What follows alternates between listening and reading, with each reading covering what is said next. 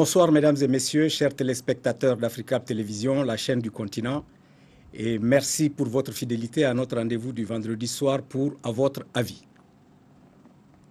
Il y a en Afrique deux principales religions révélées, le christianisme et l'islam.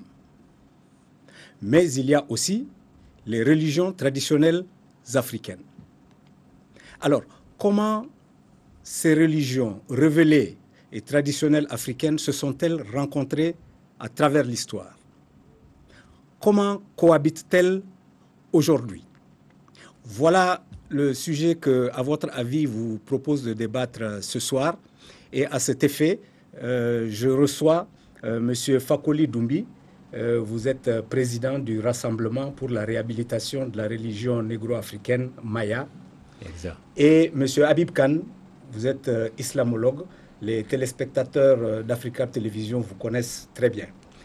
M. Doumbé, M. Khan, merci d'avoir accepté notre invitation pour ce débat. Merci. Exceptionnellement, mesdames et messieurs, nous n'aurons pas d'appel téléphonique ce soir pour des raisons techniques. Veuillez bien nous en excuser.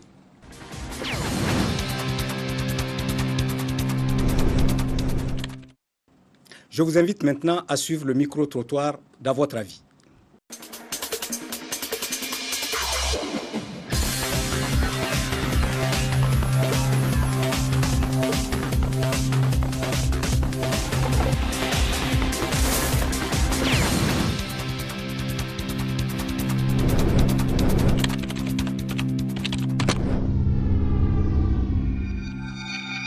Nous avons par exemple les pratiques de vaudou, de vampire, de sorcellerie, où on sacrifie des êtres humains, hein, où on tue pour accéder à un pouvoir,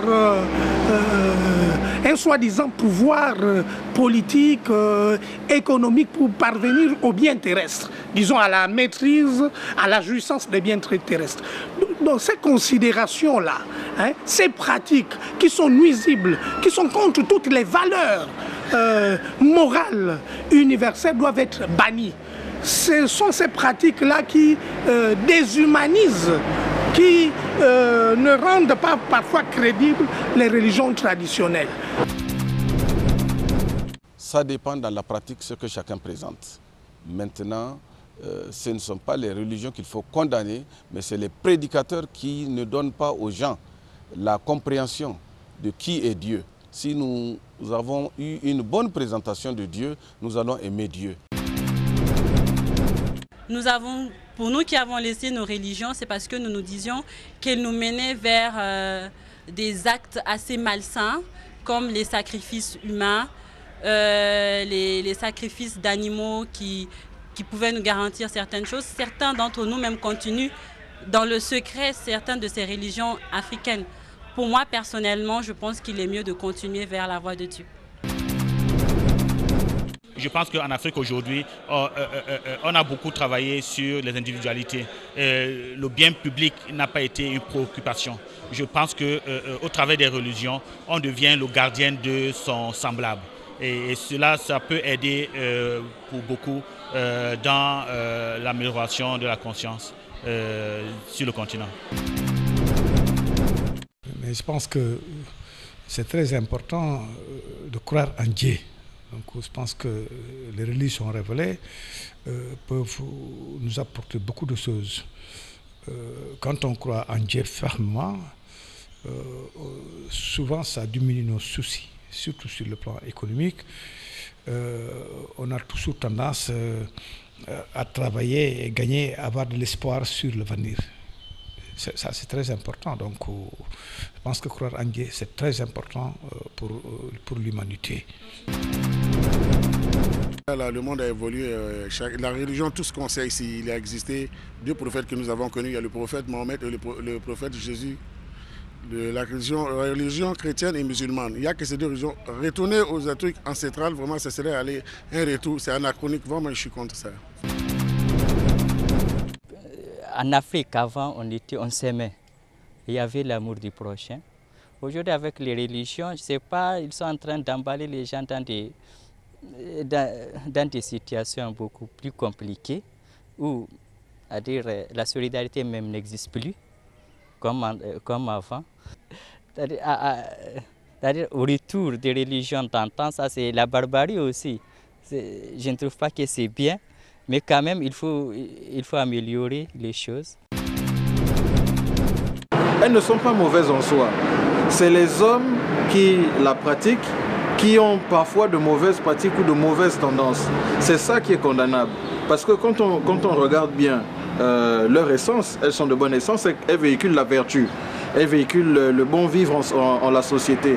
Comme d'ailleurs les autres traditions religieuses, que ce soit la tradition judéo-chrétienne ou les traditions hindouistes, toutes les traditions religieuses véhiculent la vertu. Maintenant, après, ce sont les hommes qui la pratiquent, qui ont des vices.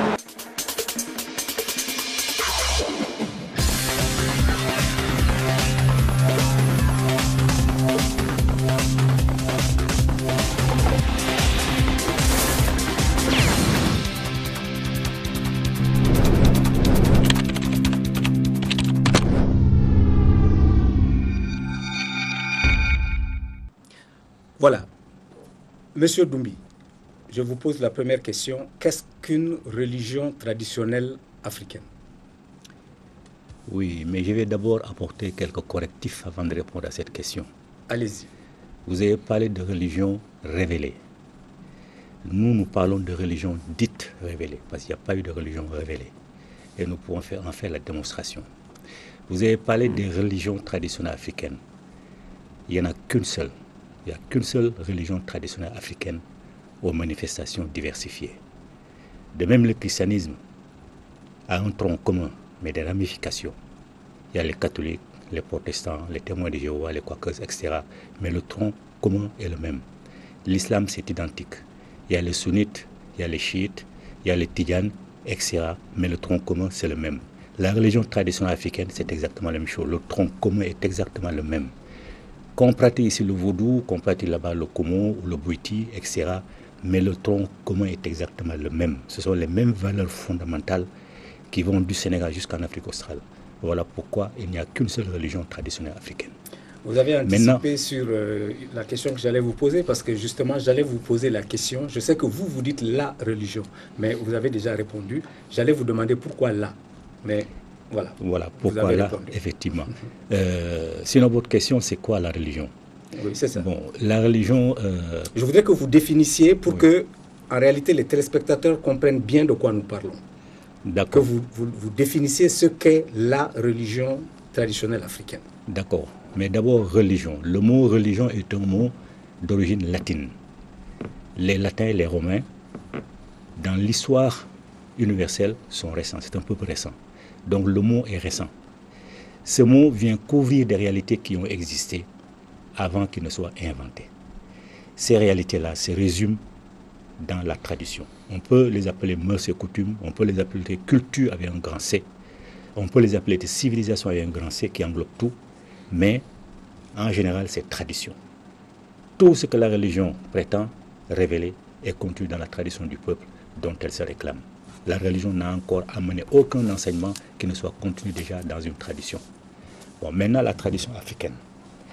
La tradition africaine repose sur certaines bases fondamentales. La croyance en l'androgynie de Dieu. La croyance en Dieu en tant que fluide universel. La croyance en la réincarnation. On ne va pas au paradis en une seule fois. Plusieurs existences sont nécessaires pour qu'on affine justement cette parcelle d'énergie divine qui fait que l'être humain existe. Parce que Dieu, dans l'Afrique traditionnelle, est à la fois parcelle et totalité. Tout ce qui existe et qui est naturel contient une parcelle de Dieu. Donc la réincarnation. La complémentarité entre la femme et l'homme, pas l'égalité. Parce que la femme et l'homme ne peuvent pas être égales, mais la complémentarité. Le culte des ancêtres. On vénère les ancêtres. L'écologie sacrée. Et interdiction pratiquement formelle de ne pas pousser Dieu à la faute. C'est ne pas lui demander de satisfaire les uns, pas les autres. Parce que Dieu serait injuste s'il faisait de moi un homme de pouvoir et l'autre un mendiant. Donc interdiction absolue de faire ça. Du Sénégal jusqu'en Afrique australe, ce sont ces mêmes valeurs fondamentales qui existent. Et il y a d'autres valeurs encore dans lesquelles on pourrait peut-être rentrer dans les détails. Mais les grandes valeurs fondamentales, c'est ça. C'est sur celle-là que repose la tradition africaine, donc la religion africaine. Habib, Khan. Alors, vous venez d'entendre la définition de la religion traditionnelle africaine par Doumbi. Je veux une réaction de votre part. Merci, M. Mariko, de nous avoir donné cette opportunité. Vous savez, la définition de la religion, c'est un débat ouvert.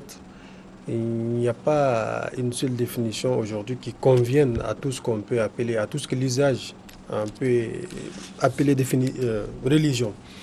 Donc chacun y va de sa façon de voir les choses, de sa façon de comprendre les choses. La religion naturelle africaine, je ne sais pas trop, peut-être qu'il va le développer, je pourrais comprendre exactement. S'il s'agit des pratiques animistes que nous connaissons, je dirais qu'il n'y a pas de religion naturelle africaine ou occidentale, c'est-à-dire la nature de l'être humain. L'être humain est créé par l'être suprême, Allah subhanahu wa ta'ala, qui a créé l'être humain, qui a révélé une seule religion en réalité. Il n'y a pas de 2 ou 3 religions. Ce qui existe, c'est que les lois peuvent changer en fonction de l'évolution des êtres humains. Sinon, il n'y a qu'une seule religion en réalité qui existe. Et cette religion, c'est quoi? C'est la soumission de l'être humain à l'être suprême, qui est l'être divin, le créateur de toutes choses. Ça, c'est la seule religion qui existe. Maintenant, le reste, c'est l'environnement de l'être humain qui peut apporter des changements dans ses lois, ou bien le créateur lui-même, selon l'évolution, en fonction de l'évolution de l'être humain, a apporté des modifications, des changements, mais il n'y a jamais eu d'abolition puisqu'il n'y a jamais eu de religion. On parle de christianisme, on parle de l'islam ou du judaïsme, mais en réalité, il n'y a qu'une seule religion. Les lois ont changé à un certain moment puisque les humains dans les sociétés, ça change. L'évolution de l'être humain change. L'environnement de l'être humain change. Donc, en fonction de ces changements-là, les lois divines aussi changent pour accompagner l'homme. Et sinon, il n'y a qu'une seule religion en réalité. Oui, alors tout à l'heure, quand vous avez dit qu'il n'y a qu'une seule religion, vous avez dit sinon l'islam, le christianisme, le judaïsme. C'est les 3 exemples que vous avez donnés et ces 3 religions qu'on appelle religions révélées. Est-ce que dans l'unicité de la religion là, vous mettez les religions traditionnelles africaines ou vous ne les mettez pas dedans? Bon, je disais, c'est difficile de définir la religion.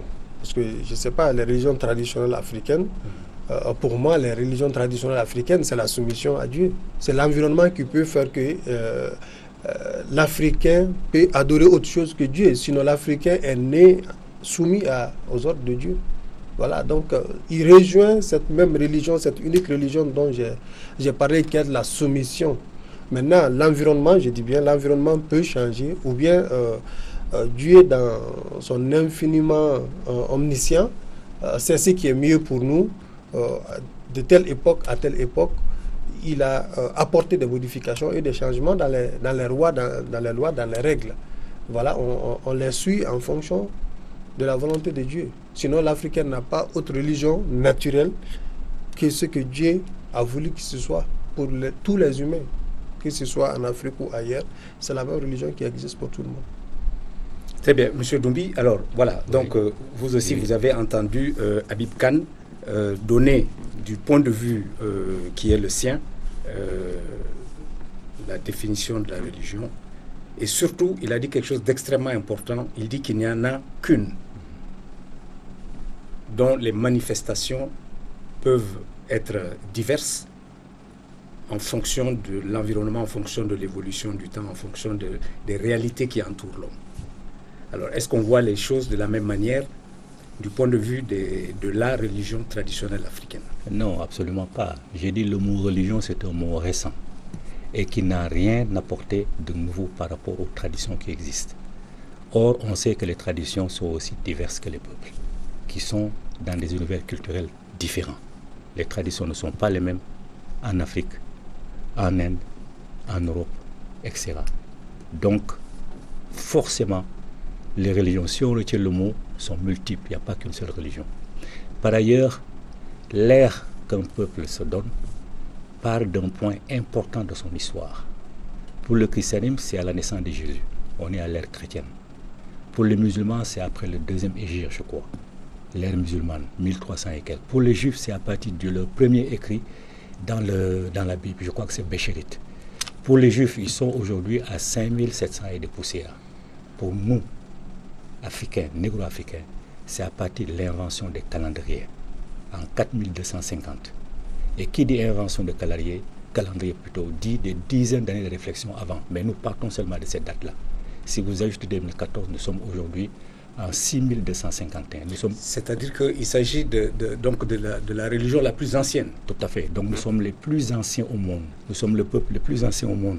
Même si on met de côté les résultats de la science qui prouvent qu'effectivement toutes les autres races proviennent de la race noire. On met ça de côté. On prend seulement l'antériorité de notre ère.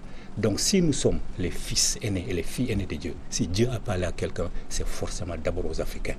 Un père digne de son nom, une mère digne de son nom, n'attendent pas le cadet de la maison pour lui apprendre ce qu'ils savent. Ils apprennent aux aînés ce qu'ils savent pour que les aînés s'occupent de ceux qui suivent par la suite. Donc si Dieu a parlé à quelqu'un, c'est bien notre peuple. Mais nos initiés, nos grands sages n'ont jamais dit que Dieu leur a parlé, parce que Dieu ne parle à personne. Mais est-ce que nous parlons du même Dieu? Non, justement, on parle aussi. Dieu, il est unique, il est seul. Oui. C'est-à-dire, le Créateur est le même. Mais c'est justement la définition qu'on lui donne. C'est comment on le voit. D'ailleurs, vous verrez que chaque peuple, aucun peuple n'a été idiot au point de se donner un Dieu qui n'est pas de la couleur de sa peau et qui n'est pas de son univers culturel. Tous les peuples, Dieu est de la couleur de leur peau, Dieu parle leur langue. Tous les peuples. Donc ça veut dire que c'est la façon dont on le voit. Mais le Créateur, il est le même. Il a créé le monde de la fin. D'une manière différente selon les interprétations. L'interprétation que l'Africain donne n'est pas la même que celle que l'Islam donne, celle que l'Islam donne et celle que le christianisme donne. Ce n'est pas du tout la même chose. Parce que c'est pour ça, pour nous, la façon dont on explique la création, Dieu n'intervient jamais. Dieu ne dit jamais, je modifie ça, je modifie cela. Dieu a créé l'humanité, a donné à l'être humain, qui est la plus complète de ces créatures, notamment qui maîtrise la langue, qui a une intelligence supérieure. Dieu lui a tout donné pour qu'il gère la création selon sa sagesse. S'il détruit la création, c'est son problème. Dieu ne se mêle jamais des affaires des autres. Voilà pourquoi nous ne parlons pas de Dieu. Dieu, pour nous, c'est par respect, tout simplement. Même si on lui rend hommage, c'est seulement par respect. Mais on ne lui demande rien parce qu'il n'a aucune raison d'intervenir. Il y a d'autres entités qui interviennent. Donc pour nous, Dieu, le rapport que nous avons avec Dieu n'a rien à voir avec le rapport que les musulmans, les chrétiens et les autres ont avec Dieu. Alors justement, c'est comme si on me disait qu'un père de famille ne se mêle pas de l'éducation de ses enfants. Un père de famille qui met des enfants au monde, qui ne se mêle pas, les enfants font ce qu'ils veulent. Non, c'est pas comme ça. Quand on parle de religion, c'est vrai, on a parlé de christianisme et de l'islam et du judaïsme. C'est un ensemble de croyances. L'ensemble des croyances et des pratiques. Non, c'est parce que vous aviez cité les trois. Voilà, c'est pour ça que j'ai relevé. Justement, c'est par rapport. Parce qu'il y a d'autres. Excusez-moi de vous dire, parce qu'il y en a d'autres. Il y a le bouddhisme, il y a beaucoup d'autres religions. Qui n'a aucun lien, par exemple, avec l'être suprême, voilà, le bouddhisme, ou par exemple, il y a des définitions qui parlent même de le football, par exemple. On peut appeler le football une religion, ça dépend. Non, mais c'est une religion. Voilà, c'est une religion laïque. Personnel. Voilà, c'est personnel, mais c'est pourquoi j'ai dit que c'est un débat ouvert. Mais ce qui est important, c'est que la religion, en fait, ça n'a pas commencé par le christianisme ou par l'islam, que l'islam ou le christianisme soit révélé les années citées par M. Numbi. La religion n'a pas commencé par là. Le premier être qu'Allah subhanahu wa ta'ala a créé, c'est là que la religion a commencé. Notre ancêtre, c'est lui qui est le premier à recevoir les ordres d'Allah. Il a eu des enfants, il a fait des enfants, et du moment qu'il y a eu des enfants, il faut qu'il y ait une harmonie. Déjà la gestion de la famille. Il faut des règles, il faut des lois. C'est là où la religion a commencé. Ce n'est pas par l'islam ou par le judaïsme. Donc, pour moi, le débat, le fait que les Africains soient le père de l'humanité, les premiers à être sur la terre ou autre, le plus important, c'est que cette religion, elle est unique. Il n'y en a pas deux. Les lois, je l'ai dit, ça change en fonction de l'évolution de l'être humain ou selon l'environnement. Mais Dieu s'est bel et bien adressé aux hommes, puisque c'est lui qui a créé les humains et c'est lui qui a décidé de mettre un lieutenant, un vicaire sur la terre, qui était Adam, le premier à venir. Donc il lui a confié une mission. Et quand vous confiez une mission à quelqu'un, il faut forcément lui donner une code de conduite, lui dire comment se tenir, comment se comporter. Maintenant, la personne qui obéit et qui désobéit, il y a forcément une réaction de la personne qui vous a mis en mission. Voilà. Alors justement, je profite pour rebondir, pour vous demander du point de vue de l'islam. Pourquoi Dieu a-t-il créé les hommes? Pourquoi? Pourquoi sommes-nous là? Il y a le Coran qui nous donne des informations par rapport à pourquoi nous sommes créés. Nous sommes créés parce que Allah a voulu manifester, démontrer son existence, sa présence. Et très souvent, les ulémas te diront, nous sommes créés pour adorer Dieu. Mais l'adoration de Dieu, ça prend plusieurs formes ici. La première mission qui nous a été confiée, c'est quoi? C'est être un lieutenant, un vicaire sur la terre. Donc à partir de là, on sait pourquoi nous sommes créés. Nous sommes créés pour être les lieutenants de Dieu sur la terre. Et à partir de là, il y a tout ce que Dieu nous a recommandé comme usage, comme acte de dévotion et comme loi qui régit, n'est-ce pas, nos relations humaines entre nous dans la société. Et tout cela compris, c'est un ensemble donc de comportements qui font de nous les lieutenants, les vicaires de Dieu sur la terre. Voilà, c'est pour qu'on sente l'existence de Dieu, mais c'est aussi pour rendre grâce à Dieu de par notre création. Voilà. Alors, la franc-maçonnerie, qui n'est pas en tant que telle une religion dans le sens classique du terme, dit que la mission à eux confiée est la construction du temple du roi Salomon. Voilà ce qu'ils disent. C'est la raison pour laquelle ils sont là. Alors, pour quelle raison les Africains sont-ils là?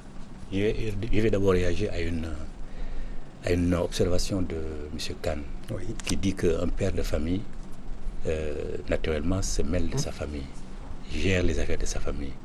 Mais un père de famille, c'est un être humain qui a des émotions. Dieu n'a pas d'émotions. Si on donnait à Dieu des émotions, il se rabaisserait au niveau de ces créatures faibles.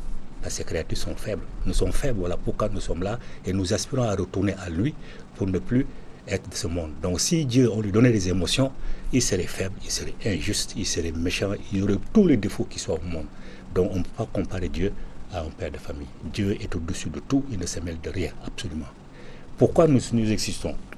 Tout le monde sait que l'être humain n'a pas été créé comme ça. L'être humain vient d'une évolution de créatures précédentes de Dieu. Notre religion le dit, notre tradition le dit. Dieu est simplement fluide universel. Il est fluide. Il est tout à fait énergie. Donc c'est chacune de ces parcelles qui rentre dans les éléments qui existent. Voilà pourquoi la faune est divine, la flore est divine, le minerai est divin, l'être humain est divin. Parce que c'est la parcelle de Dieu qui est dans chacun de nous. Cette parcelle, elle a commencé, il y a un dessin dont nos ancêtres ont donné, par une plante dans l'eau, la fleur de lotus, à partir de laquelle il y a un animal, un faucon. Un faucon, c'est l'évolution des êtres rampants. Après, il y a eu une sorte de lycaon. Après, il y a eu le cynocephale. Après, il y a eu l'être humain. Donc, l'évolution de l'être humain, et la science aussi le confirme. C'est comme ça que l'être humain a fait son apparition. C'est la dernière des créatures qui est apparue sur Terre. Et Dieu, lui, chez nous, a toujours créé de façon gémellaire. Jamais un être humain ensuite un autre. Parce que s'il crée un être humain, une femme et un homme seul, pour que ces deux-là se multiplient, il faut qu'ils fassent des choses qui sont réprimées par tout le monde. Tout le monde réprime effectivement le fait que des enfants et leurs pères aillent entre eux. Donc la création du monde définie par nos ancêtres est la plus logique au monde et celle d'ailleurs la science ne peut pas la contester. Donc c'est ça la réalité. Dieu ne se mêle de rien. Il a créé le monde, il n'a aucune raison d'être émotif. Parce que si Dieu vraiment se mêlait des affaires de l'humanité, on n'assisterait pas autant d'injustice sur cette terre. Pas du tout. La franc-maçonnerie, le temple de Salomon, ça prouve qu'elle ne peut pas nous intéresser. Salomon n'est pas un Africain. Salomon est un Hébreu. Et si on retourne dans l'histoire, on verra que le judaïsme s'est fondé en s'inspirant de la tradition négro-africaine. Abraham est venu en Égypte. Abraham a longtemps vécu en Égypte. D'ailleurs, les Arabes se réclament du fils d'Abraham et de Hagar, une Égyptienne, Ismaël. Donc les Arabes, comme les Hébreux, comme les Juifs plutôt, pas les Hébreux, comme les Juifs sont un peuple récent. Ils sont récents par rapport à l'histoire. Donc ils ont appris tout ce qu'ils ont appris en Égypte. La Bible, si vous enlevez les événements qui concernent l'Égypte, il ne reste pas grand-chose. de l'Ancien Testament. Et le Coran repose sur l'Ancien Testament à pratiquement 60%. Si vous enlevez ce qu'il y a, il ne reste plus rien du Coran. Donc ça veut dire que le peuple africain a tout imaginé, a tout fait. Et j'ai toujours dit que sa tradition, sa religion a toujours été imitée, mais jamais égalée. Et nous sommes prêts à en faire la démonstration à qui le veut, sur n'importe quel plateau. Très bien. Alors, à l'introduction de l'émission, je disais donc qu'il y avait principalement 2 religions révélées en Afrique et la religion traditionnelle africaine. Ces religions révélées ou traditionnelles africaines se sont rencontrées. Alors, parlons de leur rencontre dans l'histoire. Pour ce qui concerne l'islam, qui a été révélé au prophète Mohammed, qui est la dernière religion révélée, et depuis la révélation, et moi je disais qu'il n'y a pas une religion naturelle africaine en tant que telle, mais les Africains ont contribué. Les Africains étaient là, ils ont pris part à l'évolution, à l'expansion de l'islam. Ils étaient au début. C'est-à-dire les Africains ont reçu les révélations en même temps que les autres nations. C'est vrai, le prophète, il est arabe. Mais autour de lui, dans la société arabe, il y avait des Africains qui étaient là. Donc les Africains ont reçu la révélation. Donc cette rencontre a eu lieu au même moment qu'avec les autres nations. Donc il n'y a pas eu une époque où les Arabes ont reçu la révélation, où les autres nations ont reçu la révélation, et que les Africains, c'est après. Ça explique un peu. D'ailleurs, la première fois que les premiers immigrés musulmans sont venus vers l'Abyssinie en Afrique, et le porte-parole du prophète, on l'appelle ainsi, c'était un Africain noir. Il y a beaucoup d'Africains qui ont contribué, qui étaient à côté, et donc qui ont réussi au même moment que les autres nations, et sinon bien avant certaines contrées arabes aujourd'hui qui sont des pays musulmans, des pays islamiques. Mais les pays africains ont reçu souvent le message bien avant certains. Par exemple, Médine n'a reçu la révélation qu'après la deuxième émigration des compagnons du prophète vers Médine. Mais ils avaient déjà commencé par Abyssinie, l'actuelle Éthiopie. Donc l'Éthiopie, l'Afrique a connu l'islam bien avant certains contrées arabes et islamiques aujourd'hui. Ok, mais ça c'était au Moyen-Orient. Alors, sur le continent, je parle du continent, parce que, évidemment, le porte-parole du prophète, lui, il était là-bas, il était avec le prophète. Oui, sur le continent. Alors, je parle du continent. Sur le continent. Sur le continent, l'Éthiopie, comment la rencontre s'est faite? C'est à partir de l'Éthiopie. C'est à partir de l'Abyssinie, qui était appelée à l'époque Abyssinie, c'est l'actuelle Éthiopie. C'est à partir de l'Éthiopie que les Africains ont connu l'islam. Et par la suite, quelques années après, le prophète a envoyé des émissaires. À l'époque des Sahaba, ça a pris beaucoup plus d'ampleur. Okbata bin Nafi, par exemple, qui est très célèbre, qui est venu jusqu'au Niger, jusqu'au Nigeria. Et l'histoire nous enseigne qu'il s'est marié au Nigeria. Et il a des descendants encore en Afrique, au Mali, un peu partout en Afrique, partout où il a passé. Mais c'est à partir de l'Abyssinie, et c'était aux premières heures de la révélation. Voilà. M. Doumbie. Oui, le porte-parole de Mahomet dont il parle, il s'appelle Bilal, pour dire son nom. Ce n'était pas un porte-parole, d'ailleurs c'était un de ses compagnons, un de ses compagnons de combat. C'était un porte-parole puisque c'était le muezzin. Tout se passait dans les mosquées. Et quand le prophète avait un message à transmettre, c'est Bilal qui appelait les gens. C'est pourquoi je l'appelle porte-parole. C'était un compagnon, bien sûr. Voilà. Très bien. C'est donc... Si le premier hégire a pu être fait en direction de l'Éthiopie, c'est grâce au pouvoir de Bilal. Bilal, on n'a pas rendu justice à Bilal, on ne dit pas la vérité sur lui. Si Bilal n'était pas avec Mahomet, jamais le premier hégire n'aurait eu lieu en Éthiopie. C'est parce qu'il est noir, parce qu'il est éthiopien d'origine. Et si le deuxième hégire a eu lieu à Yatrib, c'est-à-dire à Médine, c'est toujours grâce à Bilal. C'est toujours grâce à Sadia, qui est une femme qui faisait partie du groupe, à Moussa Elama et à El Aswad, qui étaient également des compagnons de lutte de Mahomet, mais dont les Arabes ne parlent pas par la suite. Et à Médine, il y avait 6 communautés, 3 juifs, 3 noirs. Les communautés noires étaient les plus importantes. Voilà pourquoi Médine a pu recevoir Mahomet et ses compagnons. Donc ils ne disent pas la vérité sur Bilal, mais ça c'est pas grave. Laissons cette parenthèse de côté. Comment maintenant l'islam est arrivé en Afrique? La rencontre, surtout la rencontre. En Afrique, voilà. Par la violence. Avec la religion traditionnelle africaine. La violence, c'est par la violence que l'islam est entré en Afrique, c'est par la violence que le christianisme est entré en Afrique, par la violence. Les Almoravides, on connaît les Almoravides, ils sont rentrés... Ils ont trouvé que les Africains étaient musulmans. Les Almoravides, c'est pas eux qui ont amené l'islam. M. Khan, on va laisser M. Doumbi parler. Après vous allez vous expliquer. Les Almoravides ou les Almoratabines, ils sont venus, effectivement, ils ont disloqué le reste de ce qui restait de l'Empire du Ghana. C'est à partir de ce moment-là que l'islam a commencé effectivement à prospérer. Parce que comment on peut envoyer des émissaires dans un pays qui ne parlent pas votre langue? Comment vous allez dialoguer avec eux? Comment peut-on nous faire comprendre que l'islam a réussi par le verbe à convaincre les Africains? Mais comment? Les Africains ne parlent pas arabe, eux ne parlent pas africain. Comment ils ont réussi? C'est par la violence qu'ils ont réussi. Ça, personne ne le conteste. Mais le christianisme non plus ne le conteste pas. C'est par la violence, par la Bible et le canon, le christianisme est entré en Afrique. Le christianisme n'est pas entré en Afrique autrement. Ensuite, maintenant, une fois qu'il s'est installé, il a travaillé à convaincre les Africains par la langue, effectivement, et aussi en les introduisant dans ces rythmes. L'islam, c'était pareil. C'est la raison pour laquelle il ne faut pas oublier que l'islam a commencé l'esclavage des Noirs bien avant le christianisme.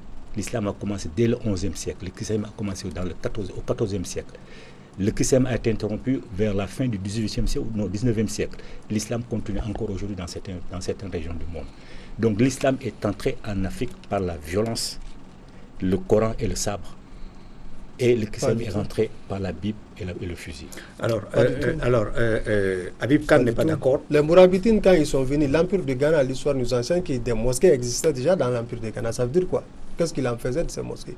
Ça veut dire qu'ils étaient musulmans, ils étaient pratiquants.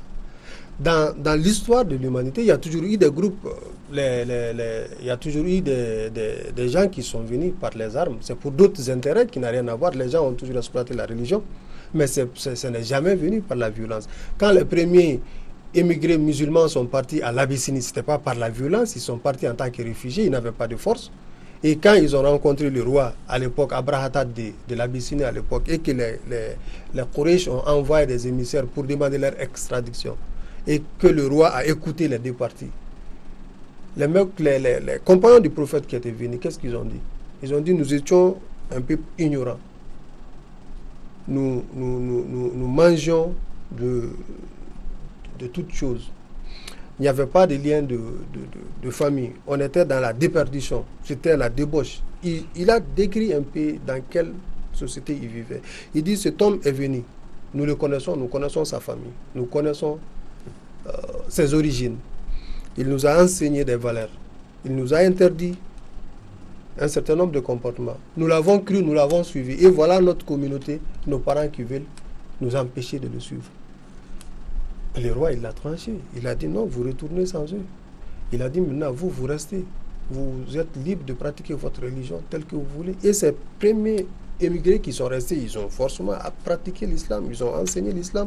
Il y a eu une autre vague qui est venue après. Et les Mourabitines dont tu parles, ils sont venus, l'Afrique était déjà musulmane quand ils venaient. L'islam n'a jamais été imposé, ni en Afrique, ni ailleurs par la force. Jamais. Il y a eu des cas où l'islam a utilisé la force, mais c'était dans des cas de légitime défense. Une religion ne s'impose jamais par la violence. La violence n'a pas de langue. Vous le dites, si vous envoyez des émissaires dans un pays, vous ne parlez pas la même langue. Mais ce n'est pas par les armes. Par la force, cette violence-là, même si vous leur faites la guerre, il faut après leur parler, leur enseigner. Par quelle langue vous leur enseignez? Et c'est cette même langue qui a été utilisée pour enseigner l'islam, et de façon pacifique. Au contraire, l'Afrique on n'a jamais imposé l'islam, ni en Afrique, ni ailleurs, et surtout en Afrique. Et parler de l'esclavage, c'est l'islam qui a aboli l'esclavage. L'islam n'a jamais, dans la législation islamique, l'esclavage, ça n'existe pas. Et c'est pourquoi, dans la législation islamique, le fait d'abolir un esclave a été compris dans les sentences. Pour sanctionner quelqu'un, à l'époque, puisque Mahomet est venu, il a trouvé que les Arabes avaient cette habitude-là. Ce n'était pas l'islam, c'est les Arabes qui avaient cette habitude. Mais pour abolir l'esclavage, c'était difficile de leur dire tout de suite, il faut tout arrêter. Il y a eu des mécanismes, il y a eu c'était tout un processus. Quelqu'un qui rompt le jeûne de façon volontaire pendant le mois de Ramadan, pour compenser, on dit il faut affranchir un esclave. Quelqu'un qui bannit sa femme, qui veut la reprendre, il faut affranchir un esclave. Quelqu'un qui fait des vœux et qui ne respecte pas, il faut franchir. Donc, ça a été compris dans les sentences pour justement pousser à plus de liberté. Donc, ce n'est pas l'islam qui a instauré l'esclavage. L'islam a trouvé que ça existait dans la communauté des Arabes et dans la communauté africaine, ça existait et ça existe encore. Les Africains, ils sont des esclaves. Ça, ce n'est pas l'islam. Très bien, on va avancer. Alors, la question que je pose maintenant, et c'est la question de notre émission, quelle est la cohabitation aujourd'hui entre les religions révélées, islam, christianisme, et la religion traditionnelle africaine? Comment se passe la cohabitation? Parce qu'on peut imaginer qu'au départ, la religion traditionnelle africaine était dominante, puis le christianisme, d'abord l'islam ensuite, se sont installés, se sont développés, mais ce développement a dû coïncider avec un recul de la religion traditionnelle africaine, mais les deux ou les trois sont encore là. Comment cohabite-t-elle? C'est possible, mais il faut que je réponde à certaines phrases qu'il a jetées comme ça. L'esclavage n'a jamais existé en Afrique, jamais. Ça existe encore? Non, depuis l'Égypte, quand vous parlez, je vous écoute. Depuis l'Égypte jusqu'à l'arrivée de l'islam et du christianisme, c'est l'islam qui a commencé, qui est arrivé en premier, ensuite le christianisme est venu. Depuis, il n'y a jamais eu d'esclavage. Le mot n'existe même pas dans nos langues traditionnelles, dans nos langues originelles. Ce qui existe en Afrique, c'est la captivité. Quand on soumet un peuple, effectivement, et ce sont seulement les guerriers qui sont recueillis dans leurs valeurs militaires qui deviennent des captifs. Certains même, on leur confie, le roi leur confie ses trésors, leur confie sa famille. On a vu Sakura, c'est l'exemple qui est connu, un captif impérial qui est devenu empereur du Mali. C'est seulement en Afrique qu'on peut voir ça. C'est la captivité qui existe. C'est le même résultat. C'est pas la même chose. C'est le même résultat. Mais non, puisque quand vous parlez, je vous écoute, le captif, lui, il est intégré dans sa famille. C'est la raison d'ailleurs on dit Yerewolo ou pas Yerewolo. Yerewolo, pas Yerewolo sont les captifs qui ont pris le nom de leur famille d'adoption. Donc ça veut dire que le captif n'a jamais subi le sort d'un esclave. Ça n'a pas de comparaison possible. Jamais. L'esclavage, c'est l'islam qui l'a installé. Quand l'islam, quand les rois devenus musulmans, quand ils arrivaient à vaincre un peuple, le peuple choisissait. Plus les Arabes qui venaient du Moyen-Orient, on imposait aux familles vaincues soit l'islam, soit la réduction en esclavage. Non. Et Soumaoro Kanté est connu pour avoir été un des plus grands, sinon le plus grand anti-esclavagiste au monde. C'est lui qui a commencé à mettre fin à cette tradition-là. Ensuite, les Sunnata Keita ont complété. Ça, c'est là. Laisse-moi terminer. Je ne vous interromps pas. Oui, on ne sera pas d'accord. De toute façon, on sera pas. Moi, je voudrais qu'on parle surtout de la cohabitation. Mais de toute façon, moi, ce que je dis là, ce sont des preuves historiques qui existent. Ce sont des preuves historiques. Maintenant, la cohabitation. Nous avons organisé une émission il n'y a pas longtemps sur le titre Dieu, le paradis et l'enfer. Nous avons invité tous les leaders religieux musulmans, aucun n'est venu. Nous avons invité Monseigneur Zerbo, il a envoyé un représentant, 2 représentants même. Ce sont seulement eux qui sont venus. Les leaders religieux musulmans ne sont pas venus. Et nous avons dit dans l'invitation, si nous voulons que tout le monde participe à l'harmonie d'un peuple, il faut que les différentes religions se connaissent, se comprennent et s'organisent ensemble. Donc si on ne s'écoute pas, on ne peut pas se comprendre. Si on se comprend, on peut aller vers une direction plus ou moins commune, au moins dans l'intérêt de notre peuple. Donc c'est à ce seul titre que, effectivement, on peut participer à une cohabitation heureuse dans ce pays. Il faut qu'on s'écoute. Si on n'est pas d'accord, mais on va réussir à planer nos difficultés. Et c'est à ce seul prix-là. Parce que nous n'accepterons jamais que le Mali devienne un pays musulman. Jamais. Ça, c'est clair. Le Mali ne sera jamais une république islamique. Parce que nous ne sommes pas... Maintenant, il y a les intellectuels qui sont en cohésion avec les grands initiés dont on n'entendait pas parler. Donc, le Mali est un pays qui a beaucoup de musulmans. Mais contrairement à ce qu'on dit, il est faussement majoritairement musulman. Comme nous montrent des statistiques pour nous démontrer que le Mali est plus musulman.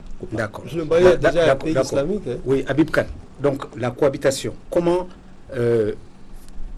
du point de vue du musulman que vous êtes, et surtout du connaisseur que vous êtes, comment voyez-vous cette cohabitation entre le christianisme et l'islam? Parce qu'il y a aussi cette problématique entre les deux religions, et entre chacune de ces religions et la religion traditionnelle africaine. Comment voyez-vous cette cohabitation? Déjà, je reviens là-dessus, je le dis, l'islam, c'est l'islam qui a aboli l'esclavage. Ça, c'est clair et net.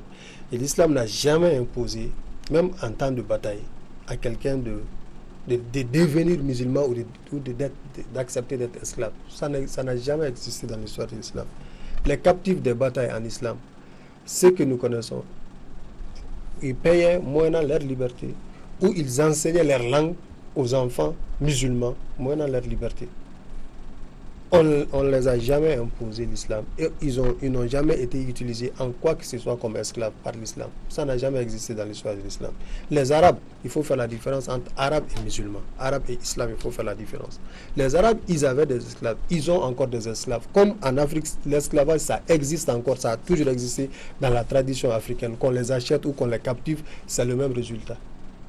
Ça a toujours existé et ça existe encore. L'islam l'a toujours combattu et l'islam continue à combattre l'esclavage.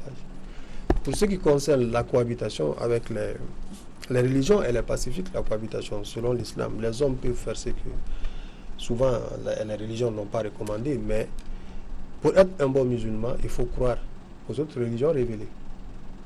Sinon, ta foi n'est pas au complet. Mais tu n'es pas obligé de croire à la religion traditionnelle africaine. Ça n'existe pas, la religion traditionnelle africaine. Ah. Bon, ça n'existe pas. Je dis, il n'y a qu'une seule religion qui existe, je l'ai dit, c'est la soumission à l'être suprême. Maintenant, ça peut prendre d'autres formes, mais la religion traditionnelle africaine en tant que telle, ça n'existe pas. Alors, donc, dans ce cas-là, expliquez-moi ce qu'on entend par le dialogue de religion. Parce que voilà un autre concept. Le dialogue de religion qui implique qu'il y a cette cohabitation et il faut bien dialoguer. Il faut bien. Doumbi vient de dire tout à l'heure que si on ne se parle pas, si on ne se connaît pas, il n'y a pas moyen d'avancer ensemble. Oui, aujourd'hui, il faut dialoguer. Pourquoi? C'est parce qu'il y a une déformation des réalités. Aujourd'hui, les hommes, en fonction de leurs propres intérêts, que ce soit individuel ou lié à des groupes, c'est en fonction des intérêts, ont changé les choses. Maintenant, il faut remettre les choses dans leur contexte. Le prophète Mohammed qui a reçu les chrétiens dans sa mosquée, je dis bien, qui a reçu les chrétiens qui s'est entretenu avec eux dans sa mosquée, les juifs, la même chose, et qui a accepté, qui les a consultés pour élaborer la constitution de l'État islamique de Médine, qui a associé les juifs et les chrétiens. Oui, mais Habib il n'a pas imposé à cette époque-là. Quelqu'un d'autre ne peut pas venir après le faire à sa place. Mais si, maintenant, ce qui se passe aujourd'hui. Oui, parce que j'allais vous dire, quand vous ouvrez la télé ou la radio, il ne se passe pas de jour ou de semaine où on n'entend pas qu'au nom de l'islam, on a posé une bombe quelque part, on a tiré sur des gens. Ils ont fait au nom de l'islam, mais voilà, j'ai dit au nom. Oui, je dis pas que c'est je suis d'accord. Voilà. Je suis d'accord. C'est ce que je disais, parce que les hommes, je l'ai dit, en fonction de leurs intérêts. Ça, c'est en fonction de leurs intérêts. On peut faire des choses au nom de sa famille, au nom de son père, qui n'a rien à voir avec la réalité. Tout ce qu'on colle aujourd'hui, l'étiquette qu'on colle à l'islam, la violence et autres là, ça n'a jamais été la réalité de l'islam. C'est pourquoi je suis remonté pour vous donner un exemple. Un prophète qui accepte de recevoir les juifs, les chrétiens dans sa mosquée, les consulte pour élaborer la première constitution. Pourquoi ça ne se fait pas maintenant? Justement, cette même religion ne peut pas aujourd'hui combattre les chrétiens ou les juifs parce qu'ils ne sont pas musulmans. Non, c'est les hommes justement qui ne se sont pas soumis aux prescriptions de leur religion. L'islam a toujours enseigné la cohabitation pacifique. Les piliers de la foi en islam, quand vous les prenez, vous verrez que dedans, il faut croire aux messagers qui ont précédé au message du prophète. Ça veut dire quoi? Ça veut dire que ce n'est pas une rivalité qui est entre les religions, c'est une complémentarité. Si on demande à un musulman de croire à Jésus, de croire à Moïse, de croire à Abraham, ça veut dire quoi? Ça veut dire qu'il y a une complémentarité. Moïse et Jésus et Abraham ne sont pas des adversaires de Mohamed. Mohamed n'est pas un ennemi de Jésus, ni Jésus un ennemi de Mohamed. C'est pourquoi aujourd'hui, quand les hommes s'entretuent au nom de la religion, c'est faux. Ils le font pour leurs propres intérêts. Aucune religion, christianisme ou islam, aucune religion révélée n'enseigne la violence. Ça n'existe pas. Est-ce que le dialogue de religion équivaut au dialogue de culture. M. Doumbé. Il n'y a pas de différence entre religion et culture, et civilisation et tradition. La religion, c'est un mot usurpateur, c'est un mot qui est là pour semer la zizanie. J'ai dit aucune religion ne donne un enseignement qui ne soit déjà contenu dans la tradition du pays dont elle se réclame. Il dit qu'il y a une différence entre l'islam et l'arabe. Mais ce sont les arabes qui ont inventé l'islam, ce sont les arabes qui ont créé l'islam. Et pour parler à Dieu, il faut parler arabe. On ne peut pas parler une autre langue que l'arabe. Donc il faut une confusion. Des confusions, c'est fait exprès. L'islam, c'est l'arabe parce que ce sont les arabes qui ont créé l'islam, qui l'ont inventé. Et on cette confusion vous arrange peut-être, sinon ça n'a pas sa raison d'exister. Non, ça n'arrange personne, mais c'est la vérité. Ça n'a pas sa raison d'exister. C'est pas une religion créée, c'est une religion révélée. C'est une religion créée. Non, toutes les religions il y a des arabes chrétiens. Les arabes ont suivi le Christ. Quand vous parlez, je vous écoute. Oui, il n'y a pas une religion révélée. Toutes les religions sont créées. C'est l'être humain qui réfléchit et qui voit comment il est créé. Et alors, il élabore ses traditions ou sa religion. C'est comme ça que ça se passe. Non. Dieu ne parle à personne. Et si Dieu ne veut parler à quelqu'un, c'est bien au noir qu'il va parler. Et comme Dieu ne peut pas dire deux choses différentes, effectivement, la vraie religion que vous niez aux Africains, c'est la religion. Donc, il y a possibilité que Dieu parle au noir? Non. J'ai dit si Dieu devait parler. Oui, il y a possibilité qu'il soit au noir qui a parlé. S'il devait parler. S'il devait parler. S'il devait parler, c'est au noir. C'est au noir qu'il a parlé. Il n'a pas la personne d'autre. S'il devait parler, il parle d'abord à ses fils aînés et à ses filles aînées. Donc c'est toujours possible que Dieu... Non, c'est pas possible. J'ai dit c'est pas possible. Parce que Dieu non, je dis Dieu ne parle pas. Moi, je dis Dieu, dans la tradition africaine, Dieu ne parle à personne. Regardez, Abraham est venu en Égypte. D'accord? Il a vécu longtemps en Égypte. Les Hébreux ont vécu 430 ans en Égypte. Au bout de 430 ans, ils sont sortis. Quand ils sont entrés en Égypte, ils étaient de tradition patrilinéaire. Quand ils sont sortis de l'Égypte, ils étaient de tradition matrilinéaire.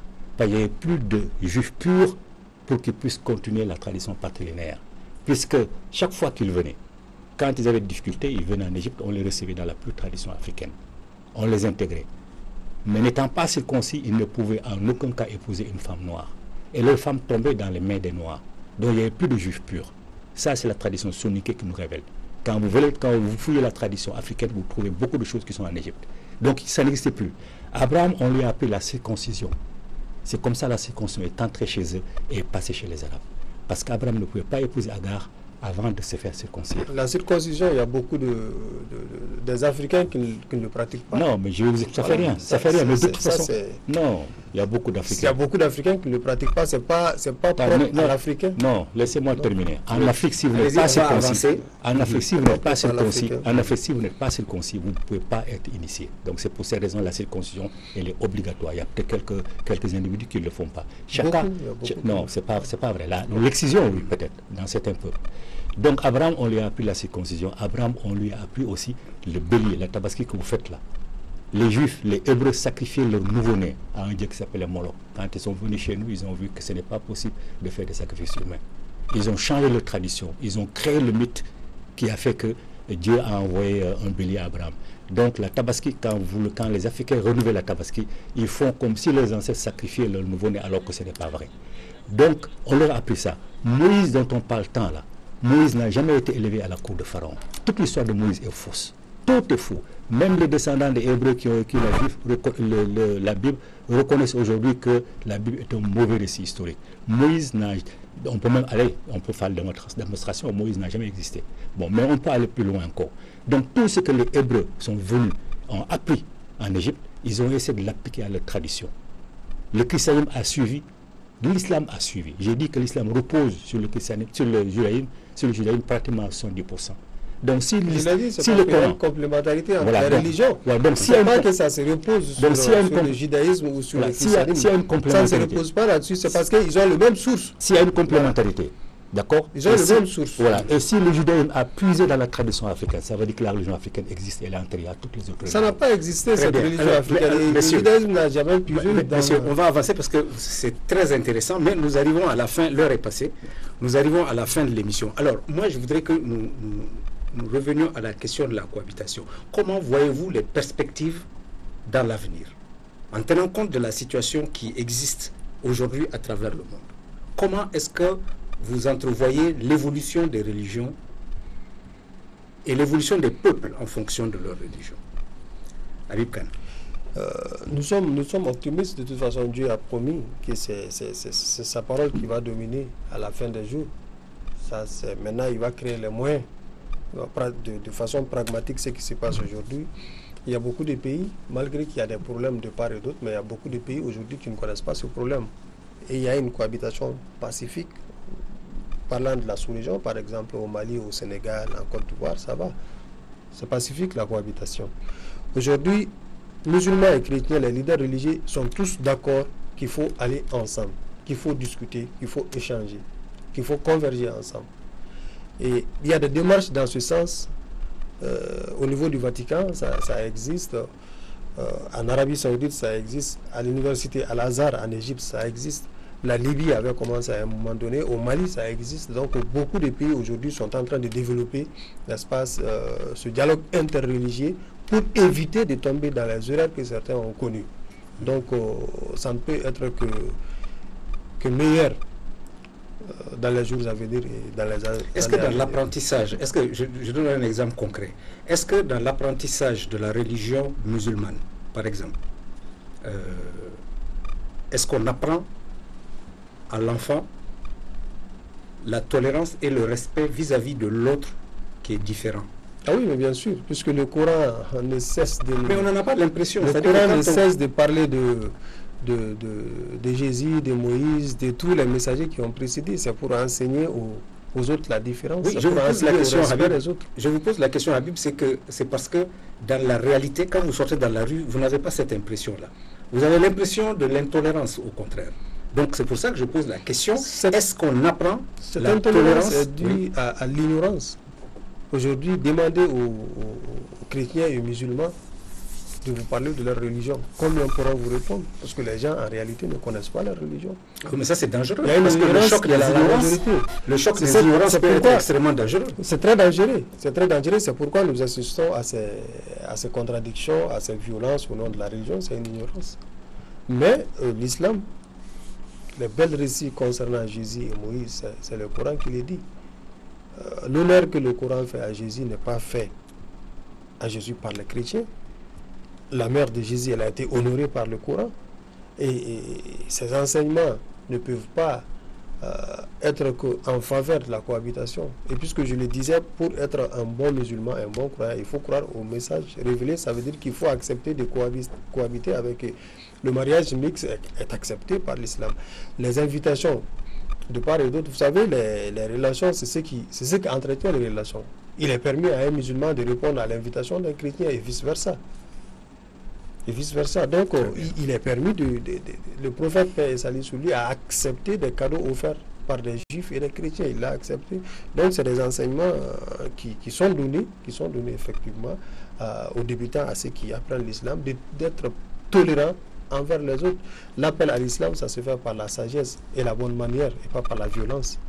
Vous savez, au début du christianisme, les chrétiens prenaient tout simplement la statue d'Assaté et de Or, plus connu sous le nom grec de Isis et Horus. Isis tient toujours son fils Horus dans les bras. Au début du christianisme, c'est ça qu'ils prenaient pour symboliser Marie, la Vierge et l'enfant. Avec le temps, ils ont blanchisé. Jusqu'à maintenant, on ne montre plus qu'une femme blanche et un bébé blanc pour symboliser Jésus et Marie. Ça veut dire, c'est une preuve de plus que le christianisme a bien puisé effectivement la source africaine. Et Horus, le père d'Horus qui est Asare, et que les Grecs disent Osiris, Jésus est la copie conforme de Horus. C'est la différence entre eux et nous.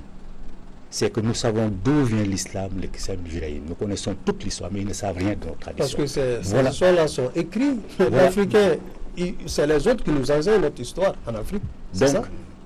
Donc, nous connaissons leur histoire. Parce que ça, c'est écrit, c'est normal. D'accord, mais on arrive à la fin. Voilà, c'est pas caché, mais l'histoire de l'Afrique. D'accord. Est-ce que ça existe? Très rapidement. Moi, j'ai dit. On est arrivé à la fin, donc on conclut. Oui, non. La cohabitation, comment vous la voyez à l'avenir? Oui, mais c'est important de le reprendre. En quelques secondes seulement. En quelques secondes. Allez-y. Moi, j'ai dit l'Arabie Saoudite à commander la traduction du Coran. C'est avec ça que nous travaillons. Donc vous ne pouvez pas dire que ce sont de fausses paroles. Donc nous connaissons l'islam, son origine. Je n'ai pas dit que c'est de fausses paroles. J'ai dit que c'est écrit. Si vous m'interrompez. De fausses paroles. De toute façon, je dis que c'est écrit et l'histoire Habib de l'Africain, c'est les autres qui nous enseignent notre histoire. D'accord. Parce que pour que nous connaissions l'histoire de l'Afrique, c'est parce que les Arabes l'ont écrit. Et les Français l'ont traduit. D'accord. Afrique, on n'a pas d'écriture. Vous connaissez tout ce que nous avons comme richesse. Messieurs, nous sommes arrivés. On me signale que nous avons dépassé le temps qui nous est imparti. Je sais que c'est très intéressant.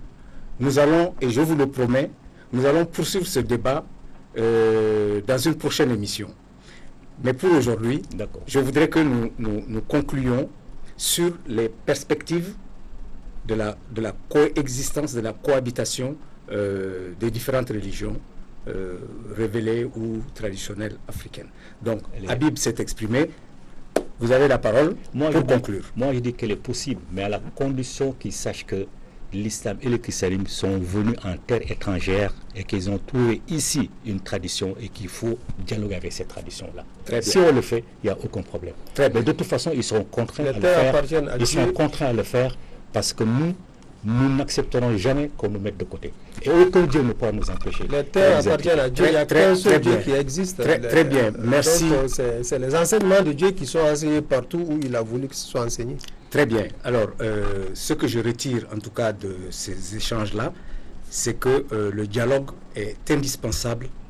La rencontre pacifique, intelligente, l'ouverture d'esprit vis-à-vis de l'autre sont indispensables pour que ce dialogue entre les religions, ce dialogue entre les cultures soit fécond, soit fructueux pour le grand bénéfice des croyants, pour le grand bénéfice de l'humanité tout entière.